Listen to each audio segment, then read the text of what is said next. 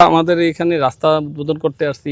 এই এলাকাতে প্রায় 30,000 লোকের বসবাস, 30 থেকে 35,000 লোকের বসবাস। এইখানে আমাদের কোনো রাস্তার অবকাঠামো নাই। আমাদের এই যে এই এলাকাটা বেশি মানুষ মৎস্যজীবী, তাদের কোনো রকমের এই যে বেঁচে আছে একজন মানে স্বাধীন দেশের স্বাধীন নাগরিক আমরা বলি, সেই স্বাধীন দেশের স্বাধীন নাগরিক হিসেবে বেঁচে আছে তারা শুধু এতটুকুই, তারা কোনো সুবিধা পায় না। আমরা এই রাস্তা করলাম, যে রাস্তার মাধ্যমে তারা অন্তত এই সুবিধাটুকু পাবে যে তারা আরামে তাদের বাড়িতে যেতে পারবে।